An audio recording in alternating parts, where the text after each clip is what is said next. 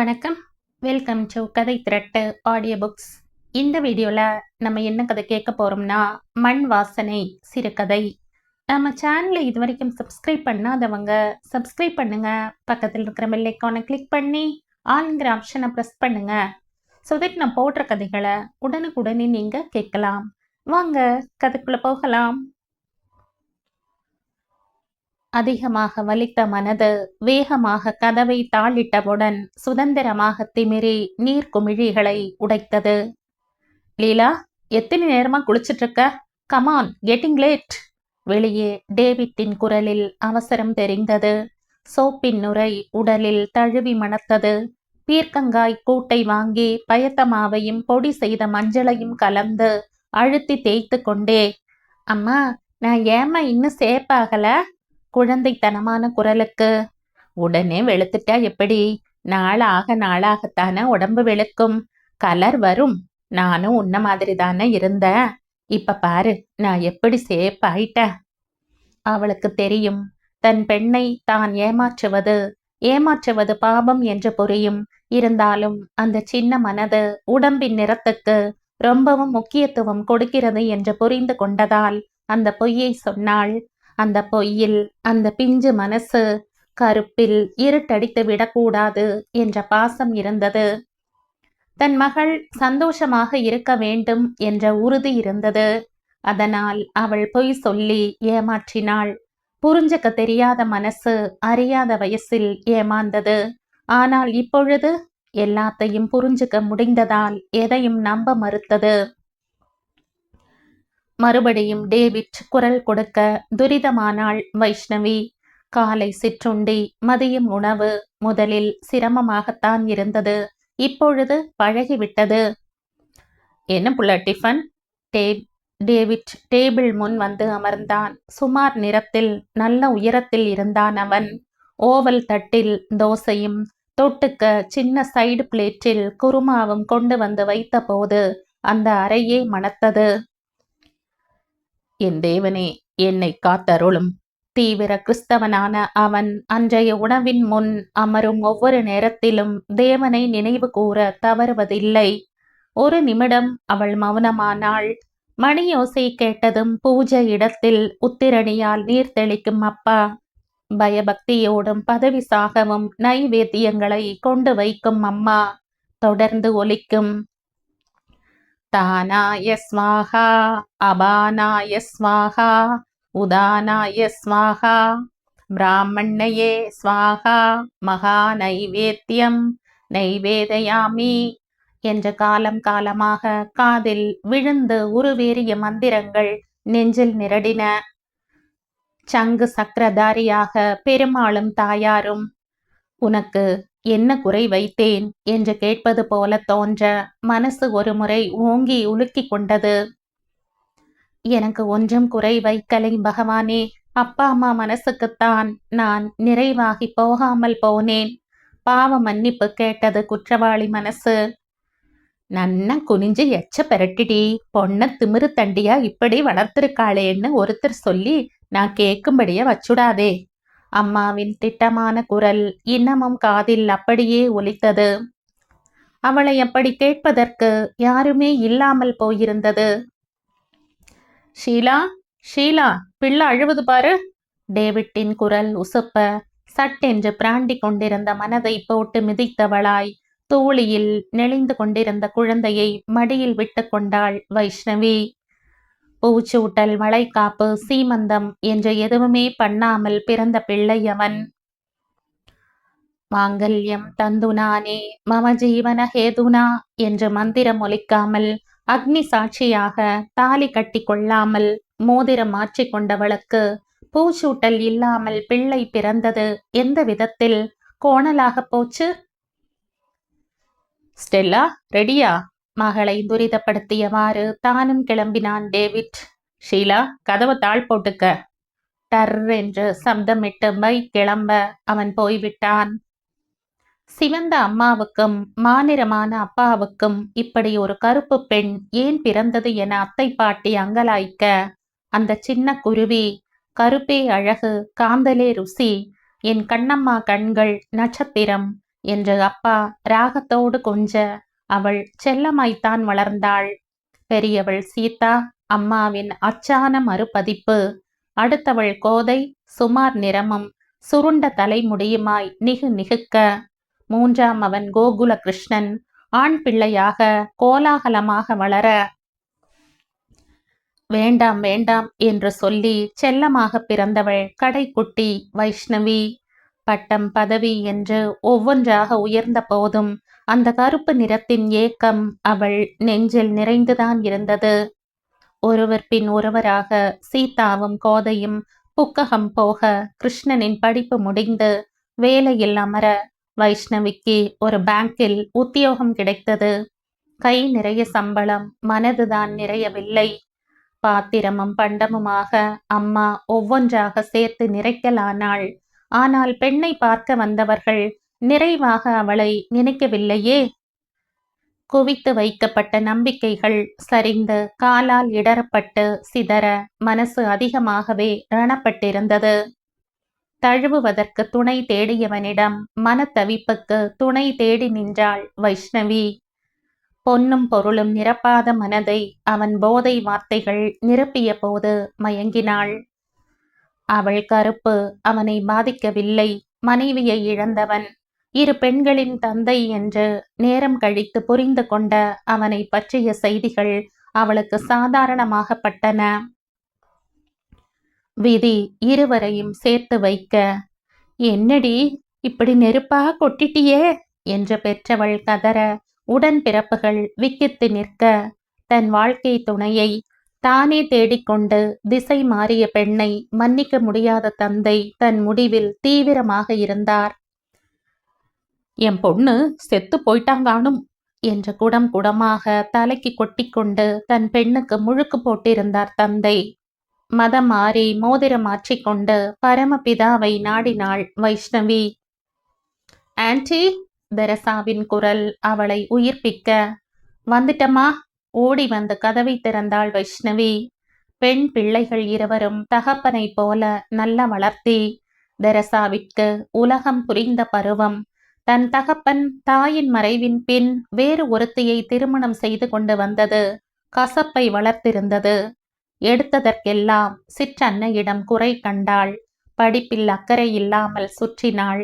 அவ்வப்போது ஸ்டெல்லாவின் நல்ல குணங்களை மாற்றுவதில் சிரத்தை எடுத்துக்கொண்டாள். புஸ்தகத்தை எடுத்து படிமா, சந்தேகம் ஏற்பட்டால் சொல்லித் தருகிறேன் என்றாள். அவங்க கிட்ட கேட்டுப்ப என்ற முகத்தில் அடித்தாற் போல பேசினாள். வேலைக்கார பெண்மணி தேய்த்து வைத்த பாத்திரங்களை அலம்பி எடுத்து கொண்டிருந்த வைஷ்ணவியை பார்த்து முகத்தை சுளித்தவளாய் அந்த பெண்ணிடம், அது பாப்பாத்தி ரொம்பத்தான் சுத்தம் என்ற நக்கல் செய்தாள்.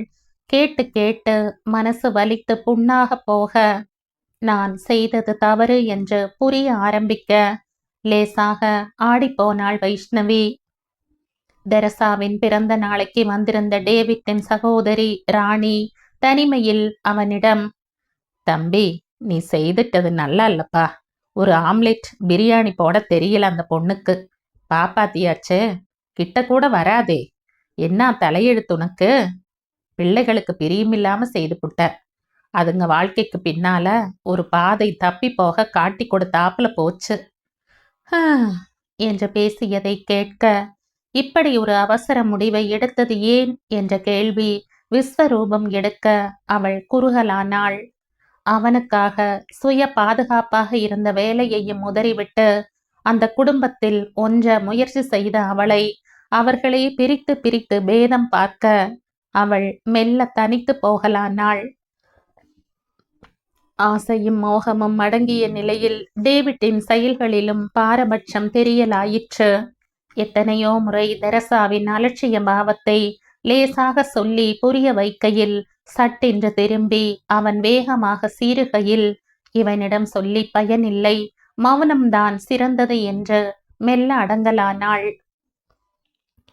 கிடைக்காத காதலியாக இருந்தபோது ஏக்கமும் தவிப்பும் இருந்தது. கையில் கிடைத்துவிட்ட மனைவியான போது ஒன்றுமே இல்லாமல் போய்விட்டது. வருத்தப்பட்டு பாரம் சுமக்கிறவர்களே, என்னிடம் வாருங்கள், நான் உங்களுக்கு இளைப்பாறுதல் தருவேன் என்றான் தேவன். மனது ஒட்டாததால் இளைப்பாறுதல் கிடைக்கவில்லை. எத்தனையோ முறை அவள் மனக்குமுறலுக்கு மருந்தாக இருந்தவள் பக்கத்து வீட்டு பட்டு மாமிதான்.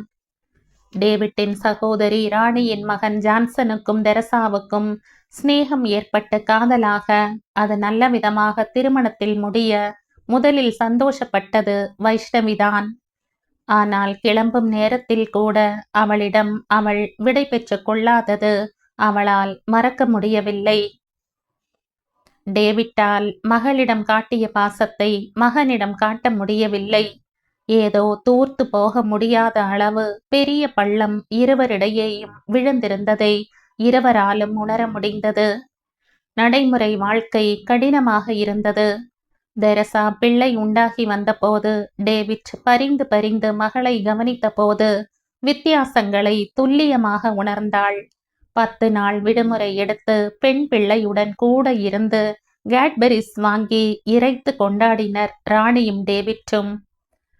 அடுத்த மாசம் தெரசாவை இட்டுக்கிட்டு வந்துடு டேவிட், ராணி சொல்லிவிட்டு தன் வீடு திரும்பி விட்டாள். அந்த மாதம் எப்படி போச்சு? அது போச்சா, அவளை போக அடித்ததா? நீலவானம் பூமியில் முட்டியது. விரிந்த பூமி கடலில் முடிந்தது. ஒன்றின் முற்றுப்புள்ளி மற்றொன்றின் ஆரம்பமாக அது நடந்தது. சர்ச்சுக்கு கிளம்பும் அவசரத்திலும் தெரசா வைஷ்ணவியிடம் அதிகாரமாகவே பிள்ளைக்கு தலைக்கு ஊத்திடுங்க ஆண்டி என்று சொல்லிவிட்டு தன்னை அலங்கரித்துக் கொள்ளலானாள். இப்பொழுதெல்லாம் வைஷ்ணவி சர்ச்சுக்கு போவதில்லை. மனதில் ஈடுபாடில்லாமல் போயிருந்தது.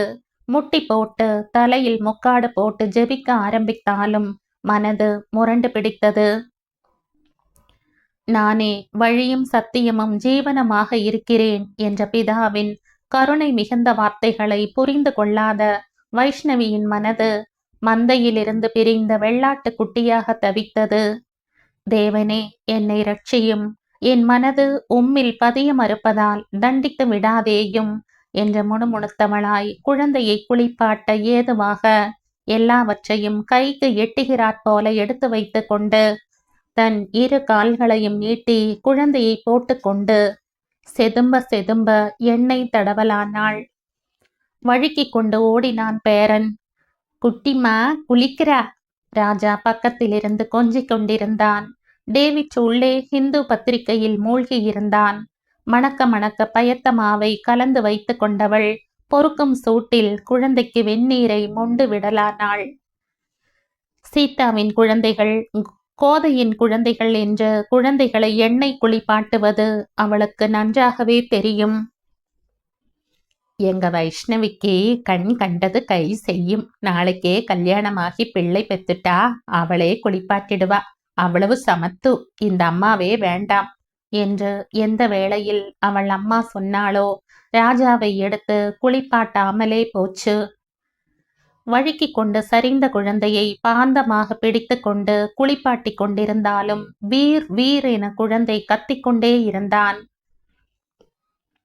ராஜா குட்டி குளிக்கு படுத்துவாளா என்று ஏதேதோ பேசிக்கொண்டே வைஷ்ணவி சமாதானப்படுத்தினாலும் அவன் அலறல் நிற்கவில்லை.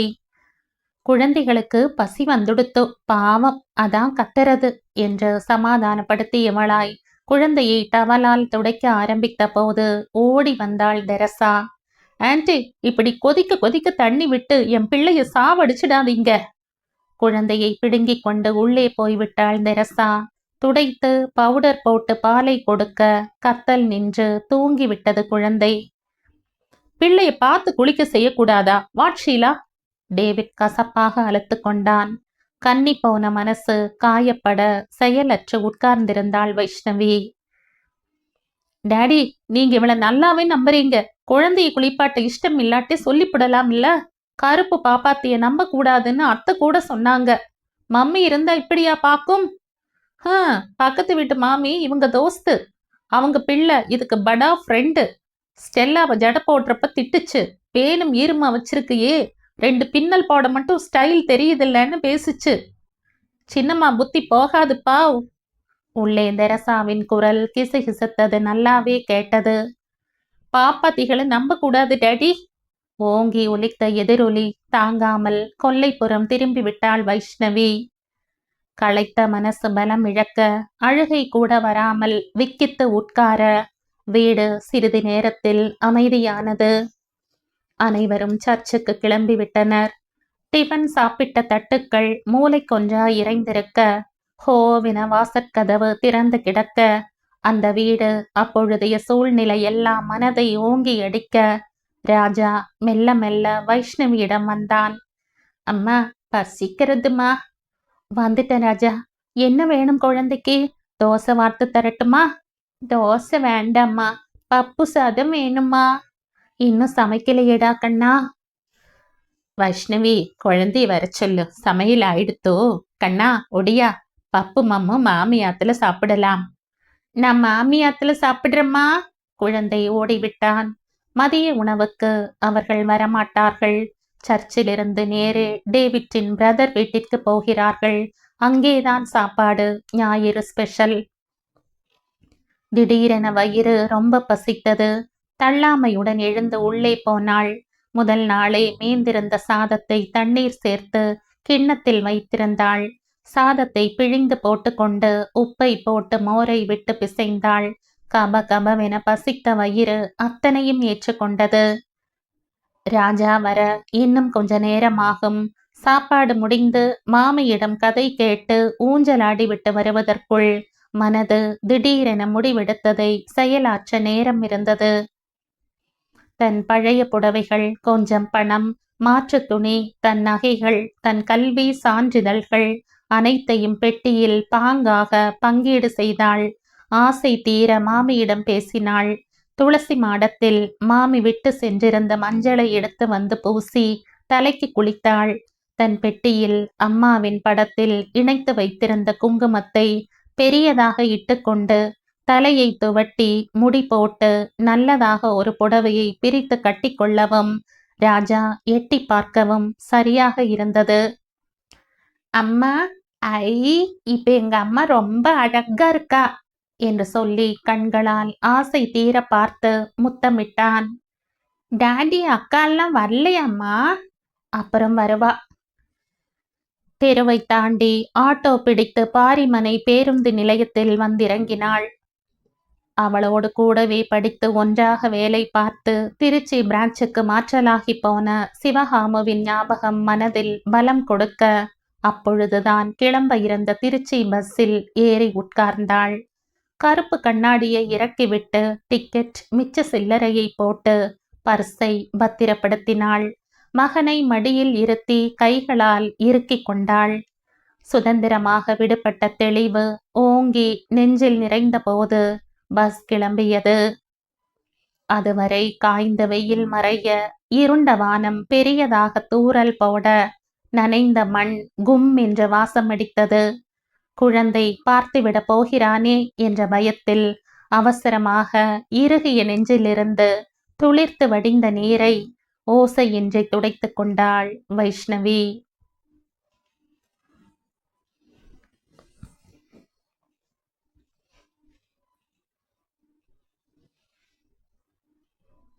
இதோடு இந்த கதை முடியுது. இந்த கதை உங்களுக்கு பிடிச்சிருந்தா லைக் பண்ணுங்க, ஷேர் பண்ணுங்க, சப்ஸ்கிரைப் பண்ணுங்க. மற்றும் ஒரு இன்ட்ரெஸ்டிங்கான கதையோட அடுத்த வீடியோல சந்திப்போம். பை. தேங்க்யூ.